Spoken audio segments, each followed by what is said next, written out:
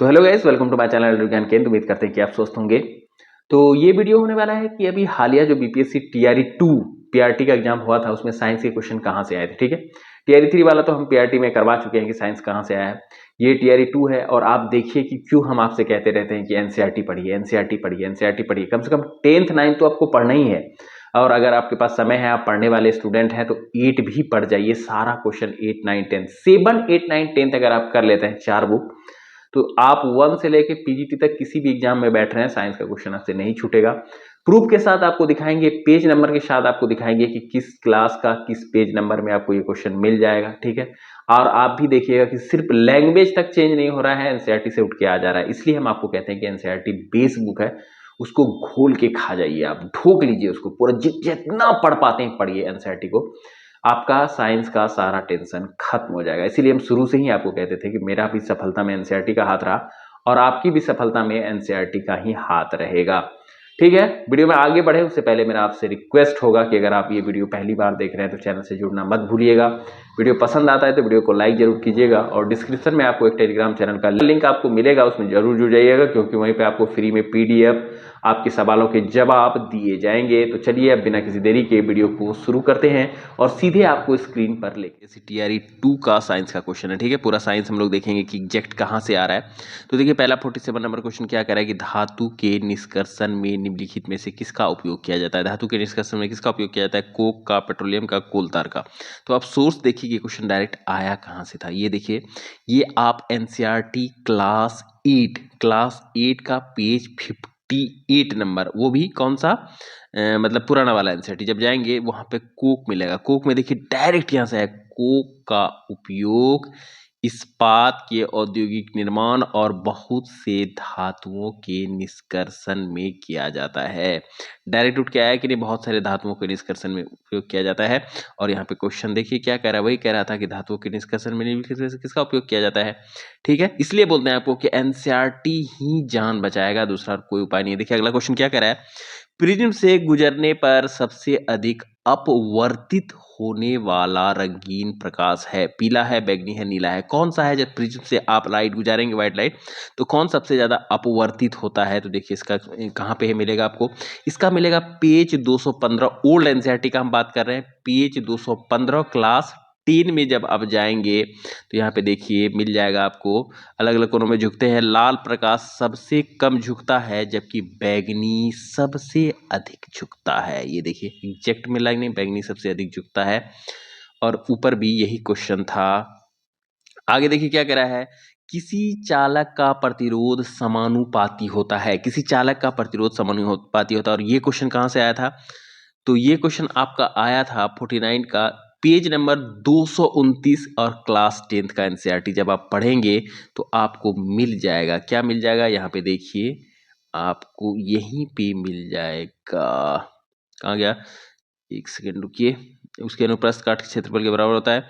उसके ये समान चालक प्रतिरोध की लंबाई के, यहाँ देखिए, एक समान चालक के प्रतिरोध के लंबाई के अनुक्रमानुपाती तथा अनुप्रस्थ काट के क्षेत्रफल के व्युत्क्रमानुपाती होता है। ऐसे भी R बराबर क्या होता है? R equal to rho into L by A। तो सीधा है कि ये किसके डायरेक्टली प्रोपोर्शनल होगा? L के। और क्वेश्चन यही था। और ये कहाँ से आया था? एनसीईआरटी क्लास 10 से आया था, पेज नंबर 229। देखते चलिए आप, सिर्फ पूरा वीडियो देखिए, आपका पूरा एकदम दिमाग खुल जाएगा कि हम क्यों बोलते हैं कि एनसीईआरटी पढ़ते रहिए, एनसीईआरटी पढ़ते रहिए। देखिए अगला क्वेश्चन क्या कह रहा है। अगला क्वेश्चन कह रहा है कि माचिस की डिब्बी को डिब्बी में रगड़ने वाली सतह पर मौजूद मुख्य रासायनिक घटक क्या है? माचिस का डब्बा जो आप रगड़ते हैं उसमें मुख्य रासायनिक घटक क्या है? पोटेशियम क्लोरेट है, फॉस्फोरस है, या ग्रेफाइट है? देखिए ये क्वेश्चन कहाँ से आया था, ये आया था आपका क्लास 8 का एनसीईआरटी पेज नंबर 67। ठीक है, यहाँ पे देखिए आपको दिखाते हैं, यहाँ पे देखिए, आधुनिक निरापद माचिस का विकास लगभग 200 वर्ष पूर्व हुआ था। एंटीमनी, ट्राइसल्फाइड, पोटेशियम क्लोरेट और श्वेत फास्फोरस का मिश्रण कुछ गोंद और स्टार्च के साथ मिलाकर उचित लकड़ी से बनी माचिस की तीली के सिरे पर लगाया जाता है। और यहाँ पे क्वेश्चन भी आपका दिखा देते हैं, यही था ना, माचिस की डिब्बी में रगड़ने वाले सतह पर मौजूद मुख्य रासायनिक घटक क्या है? तो फास्फोरस होगा। अगला देखिए 51 नंबर क्वेश्चन क्या कर रहा है, 51 नंबर क्वेश्चन कर रहा है निम्नलिखित में से कौन सा अल्कोहल पेय के लिए उपयुक्त है। इसमें से कौन सा अल्कोहल जो पीने के लिए उपयुक्त है, तो ये आपको मिल जाएगा क्लास 10 पेज नंबर 79 में। क्लास 10 का पेज नंबर 79 जब आएंगे आप, तो यहाँ पे आपको मिल जाएगा एथेनॉल के गुणधर्म। जब आप पढ़ेंगे यहाँ पे आपको मिल जाएगा, क्या मिल जाएगा, यह देखिए एथेनॉल को अल्कोहल कहा जाता है तथा यह सभी अल्कोहली पेय पदार्थों का महत्वपूर्ण अवयव है। और ये क्या है, सभी पेय पदार्थों का महत्वपूर्ण अवयव है। डायरेक्ट एनसीईआरटी से उठ के आ रहा है। ये देखिए निम्नलिखित में कौन सा अल्कोहल पेय पदार्थ है, इथेनॉल होगा।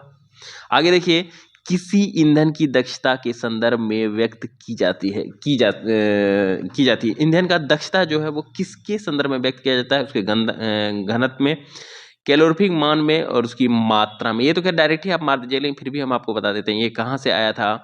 क्वेश्चन नंबर 52 आपका आया था पेज नंबर 72 और क्लास 8 का 72 जब आप पढ़ेंगे तो यहाँ आपको मिल जाएगा। उसमें मान कहलाती है ईंधन की ऊष्मीय मान को, किसी ईंधन के 1 किलोग्राम के पूर्ण दहन का प्राप्त ऊर्जा की मात्रा को उसका ऊष्मीय मान कहलाता है। ईंधन के ऊष्मीय मान को किलोजूल प्रति किलोग्राम की मात्रा द्वारा प्रदर्शित किया जाता है। कुछ ईंधनों का ऊष्मीय मान सारणिता में दिया गया है, ठीक है। अब आगे देखिए, बहुत अच्छा एग्जांपल है ये कि एनसीईआरटी से क्यों पढ़ना चाहिए। आगे देखिए क्या कह रहा है, 53 नंबर क्वेश्चन, खाने के डिब्बे पर जस्ता के बजाय टीन की परत चढ़ी होती है क्योंकि जस्ता टीन की तुलना में महंगा है। टीन की तुलना में जस्ता का गलनांक अधिक है। टीन की तुलना में जस्ता का अधिक क्रियाशील है। देख लीजिए ये क्वेश्चन कहाँ से आया है, अभ्यास क्वेश्चन है ये, ठीक है। धातु और अधातु का अभ्यास क्वेश्चन में जब आप जाएंगे पेज नंबर 62 और क्लास 10 ओल्ड एनसीईआरटी, और यहाँ पे देखिए डायरेक्ट उठ के ये क्वेश्चन आ गया। खाद्य पदार्थ के डब्बों पर जिंक के बजाय टीन का लेप होता है क्योंकि, और ये देखिए हम जब पढ़ रहे थे इसको गोल भी लगा लिए थे कि ये इंपॉर्टेंट था और यही आप ही गया, अधिक क्रियाशील होता है टीन के अपेक्षा जिंक अधिक है सर। खाद्य पदार्थों में डिब्बों में जिंक के बजाय टीन का लेप किया जाता है, और ये क्वेश्चन भी आप यहीं देख लीजिए, वही कह रहा है खाद्य पदार्थ खाने के डिब्बों पर जस्ता के बजाय टीन का लेप किया जाता है। आप देखेंगे डिक्टो वहीं से आ जा रहा है एनसीईआरटी से। अब आगे देखिए, आगे नंबर क्वेश्चन क्या कह रहा है, देखिए थोड़ा बड़ा कर देते हैं।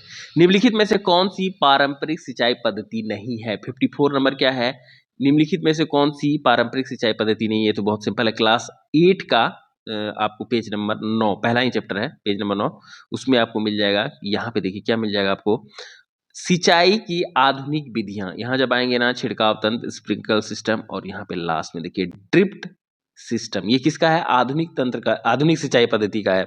आधुनिक सिंचाई की विधियां है ना ड्रिप, और यहाँ पे पूछ रहा है आपको क्या, निम्नलिखित में से पारंपरिक सिंचाई पद्धति नहीं है। तो अगर ड्रिप आधुनिक है तो यही क्या है, पारंपरिक सिंचाई पद्धति नहीं है, तो ये भी आपको इससे मिल गया। आगे देखिए, आगे क्वेश्चन नंबर 55 क्या कह रहा है, 55 नंबर कह रहा है कि मानव गुर्दे की कोशिका में लिंग गुणसूत्र की संख्या होती है 1 जोड़ा, 2 जोड़ा या 3 जोड़े। ये तो 1 जोड़ा होगा तो आपको पता ही होगा, फिर भी हम दिखा देते हैं ये कहाँ से आया था। ये एनसीईआरटी क्लास 10th का था, ठीक है। NCERT class 10th page number 161, ठीक है, पेज नंबर 161। जब यहाँ पे आप जाएंगे ना,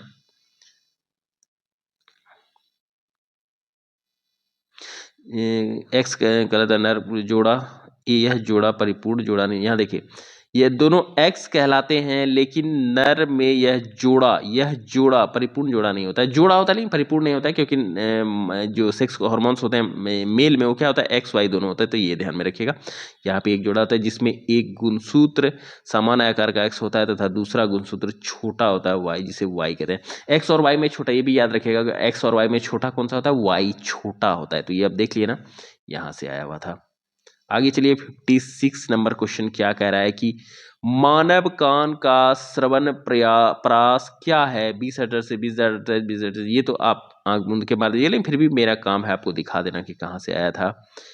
ये देखिए डायरेक्ट ये कहाँ से आया था आपका, ये है आपका क्लास 10th का एनसीईआरटी है। एक सेकेंड, 56 नंबर, हाँ 56 नंबर है, पेज नंबर 190 और क्लास 9, सॉरी 10 हम बोलते, class 9 page number 190 old NCERT. यहाँ पे देखिए 20 हर्ट्ज सुनते हैं, मनुष्यों में ध्वनि की श्रव्यता का परिसर लगभग 20 हर्ट्ज से 20,000 हर्ट्ज है। और यही यहाँ पे क्वेश्चन बना हुआ है कि मानव कान का श्रवण परास क्या है। तो 20 हर्ट्ज से 57 नंबर क्वेश्चन देखेंगे हम लोग। निम्नलिखित में से किसमें उच्चतम ऊर्जा होती है। इसमें से किसमें उच्चतम ऊर्जा होती है, नीला प्रकाश, लाल प्रकाश या पीला प्रकाश। देखिए ये डायरेक्ट कहीं लिखा हुआ तो हमको नहीं मिला, ठीक है, लेकिन इसको आप कैसे समझ सकते हैं वो देखिए यहाँ पे इस डायग्राम जो क्लास 8 का है, ठीक है, पेज नंबर 72 पे जाएंगे तो यहाँ पे दिखाई देगा आपको कि पूर्ण दहन का बाह्य क्षेत्र, पूर्ण दहन का बाह्य क्षेत्र कैसा होता है, नीला होता है। यहाँ पे देखिए नीला लिखा हुआ है ना, तो इसका मतलब क्या हुआ कि पूर्ण दहन ही ना होगा, जो जिसका उच्चतम ऊर्जा अगर आप खोज रहे हैं तो उसके लिए दहन क्या होना चाहिए, पूर्ण होना चाहिए, तभी तो वो मैक्सिमम एनर्जी आपको देगा। तो इसके लिए कौन सा होगा, नीला प्रकाश होगा। ठीक है, तो इस वीडियो को हम लोग यहीं रखेंगे, बाकी के साइंस क्वेश्चन दूसरे वीडियो में मैं दिखाऊंगा। और मैं उम्मीद करता हूँ कि ये देखने के बाद आपको समझ में आ गया होगा कि हम क्यों बोलते हैं कि आप 7th 8 9 10 और 9 10 तो एटलीस्ट आपको पढ़ना ही पढ़ना है। और अगर आप और अच्छा पढ़ना चाहते हैं तो 8 9 10, ठीक है, 8 9 10 आप पढ़ लीजिए, इससे मैक्सिमम काम आपका हो जाएगा। ठीक है, 7 पढ़ सकते थे वेल एंड गुड, लेकिन 8 9 10 पढ़ लीजिए, इसमें कहीं कोई दिक्कत नहीं होगा। बहुत सारे लोग बोलेंगे सर आप तो मैक्सिमम टाइम 9 10 बोलते हैं। हाँ बिल्कुल, हम 9 10 ही बोलते हैं, क्योंकि 8 का जो है ना मैक्सिमम चीज़ आपको यहाँ से मिल जाएगा, 10 से कवर हो जाएगा। ठीक है, लेकिन फिर भी आप रिस्क मत लीजिए, 8 9 10 पढ़ लीजिए। अभी एग्जाम में आपका 2 से 3 महीना तो बाकी है, 3 महीना आराम से खत्म हो जाएगा। और लाइन बाय लाइन पढ़िए, आराम से पढ़िए, देख ही लिए अब कैसे आता है। ठीक है, बाकी क्वेश्चन हम लोग नेक्स्ट वीडियो में कवर करेंगे। उम्मीद करते हैं कि वीडियो आपको हेल्पफुल लगा होगा, पसंद आया होगा। अगर पसंद आया तो वीडियो को लाइक कीजिए, चैनल पर नए हैं तो भाई से जुड़ना मत भूलिएगा। मिलते हैं नेक्स्ट वीडियो में, तब तक के लिए जय हिंद।